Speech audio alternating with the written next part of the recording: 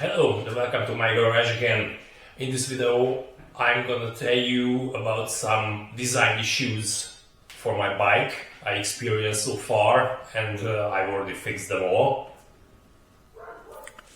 As you can see, this is not the original water pump cover, and this is not the original water pump housing I bought the bike with. And these are not the original screws for them. So let me tell you about it. Well, this is the original water pump cover. Nothing special, made of plastics. According to the code, it's polypropylene with a 20% of glass fiber inside. But between the water pump and the cover, there's this foam that makes a direct contact with the water pump itself.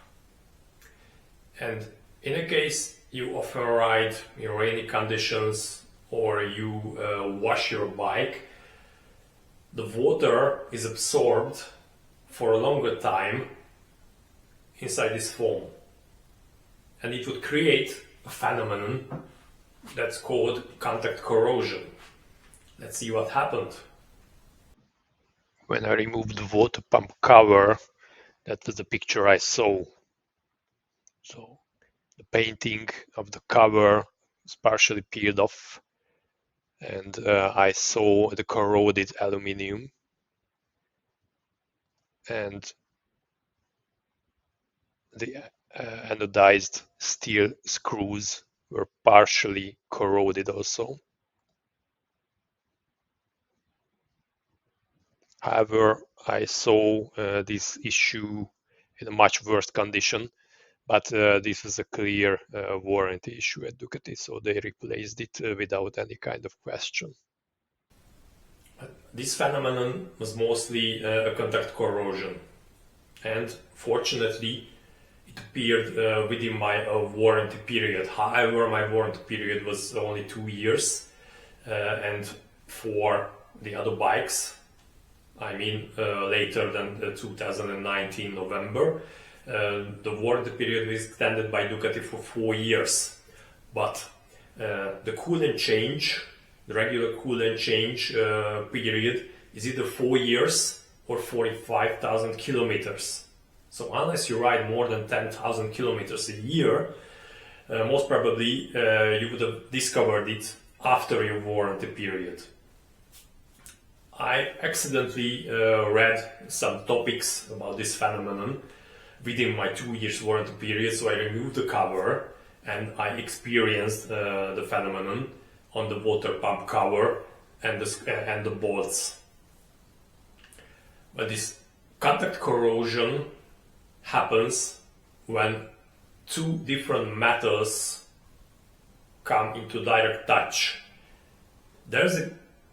In the most simplified way, there's a galvanic series for the metals, then makes a unique feature for them. There's a range and defined by numbers from negative to positive, and there's a neutral material as hydrogen in the middle. The higher the distance between the two metals in the scale, the most probably will one of them be corroded when they came into direct touch. So this kind of phenomenon can be reduced by anodizing one of the material, by using some lubricants that isolates the two materials from each other. When it's a dry condition, this process is pretty much slow, so you couldn't even recognize it or could not happen it under certain circumstances. But in the case there are some inhibitors such as of water, which is not a distilled water in this case, so it's considered as a kind of electrolyte that conducts the current. When the two metals touches each other, there's a phenomenon that's called contact potential appears. It means that electrons from one of the metal will go to the other metal So one of the material will be oxidized. In this case, when we use metal steel bolts for an aluminum alloy, and the aluminum alloy surface is not large enough, then the aluminum will be corroded. So that's what I experienced on the cover of the water pump. To reduce or eliminate this phenomenon, of course, one of the solutions was to throw out this foam. So in a case you are going to keep this plastic water pump cover, remove the foam and don't use it anymore. Originally it was installed then to reduce the noise coming out of the engine block. It's some kind of noise cancellation norm or whatever, I'm not familiar with it, but most probably that was the primary cause. But it was not tested. Or you can replace the water pump cover to an aftermarket one. The one what I use is more practical because it gives direct access to the draining plug, so you don't need to remove the cover in a case of coolant change. The heat that comes from the engine block makes the moisture evaporized from the materials, so it makes the phenomenon much slower, or even it can prevent it.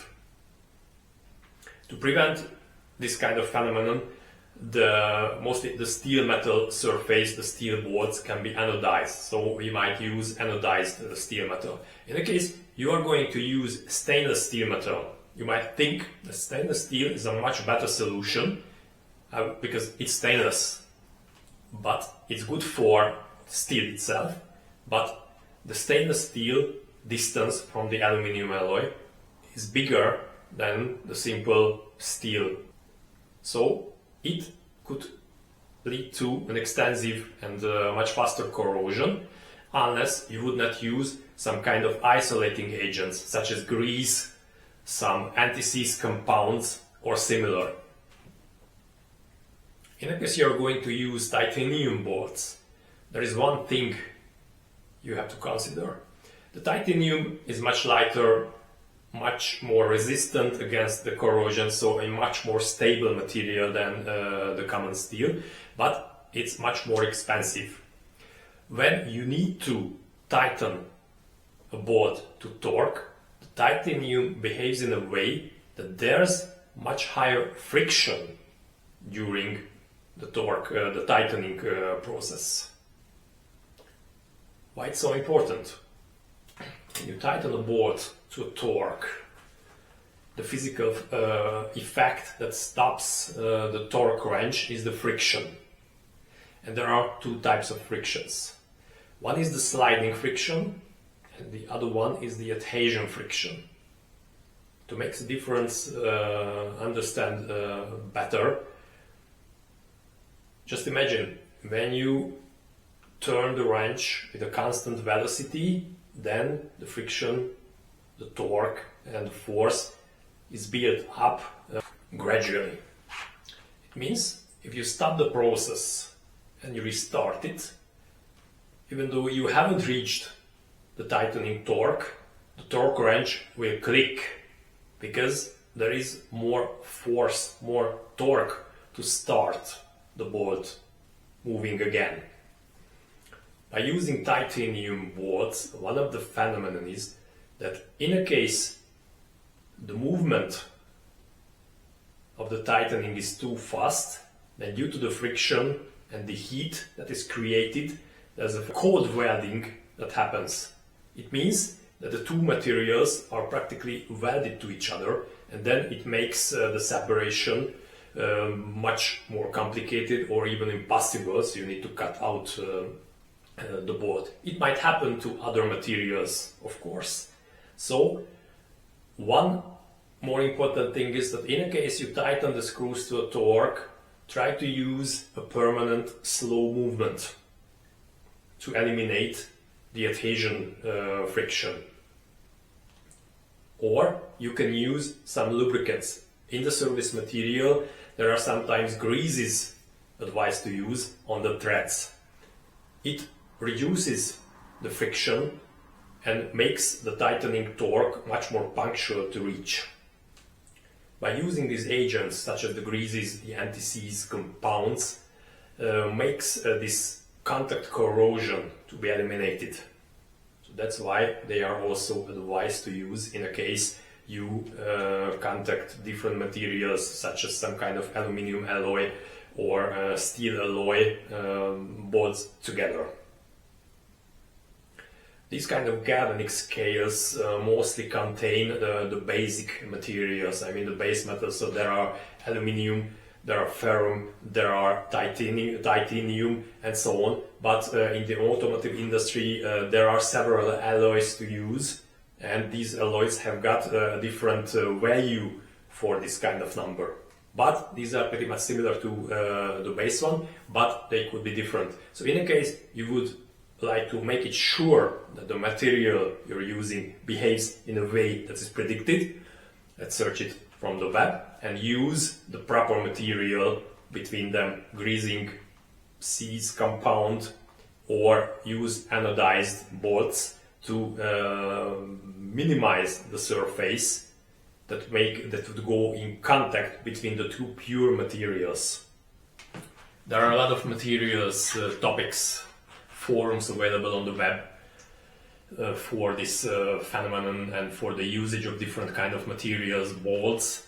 But if you want to make it sure, either you would ask an expert as what to do, or it's good to be familiar in physics and chemistry to find the proper pairing of the materials and using the proper agent to prevent either the contact corrosion or the cold welding itself.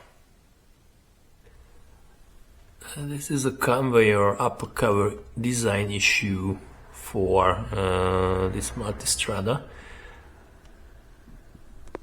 If we check it on both sides, this kind of fins that holds a lower cover had a symmetrical design. I've already fixed it because it seems that the oil cooler has gotten a symmetric position and it was not considered during the design of this cover, and it had the shape that hit the oil cooler, and it was a kind of stress position like this, and made a kind of gap for the lower cover. So I milled it. If you've got a small tool like Dremel or something, that's okay. And I put a foam against scratching the painting of the oil cooler, because there's a direct touch. So, it is strange to meet such design issues for a state-of-the-art high-end motorbike like the Ducati Multistrada 1060S. Yes, from a certain point of view it is. But working in the automotive industry makes me understand that sometimes the rational way is not to change the design. Fortunately, it's very easy to find and fix it. In the case it's annoying for you, as it does for me, so I fixed it. The quick shifter cabling had a recall campaign at Ducati, because due to improper installation, the cable might touch the subframe that supports the gear pedal. And in the case of gearing it down, the cable could touch the subframe and it might worn it out. So the change was to create a safety gap that prevents the cable touching the frame. For that, this cover needs to be removed. The cable runs under it and it needs a simple reinstallation. To check if you had any kind of recall campaign for your bike, simply go to the official Ducati website, ducati.com, and then choose the drop-down menu, go to the service and maintenance, and there you can find in the maintenance column a safety and updating campaign item. Choose it. and use your vehicle identification number to see the campaigns. For my 2019 Ducati Multistrada F60S, I had one not safety related recall campaign for the quick shift sensor cable rerouting. The vehicle identification number can be found on the trellis frame right here. So far, these design issues haven't been a big deal. For example, if I find a cable routing during the maintenance that hurts my eye, I can simply reroute it, and that's it. In the case a bolt or a screw material or quality is not good for me, I can simply replace it with a better quality ones.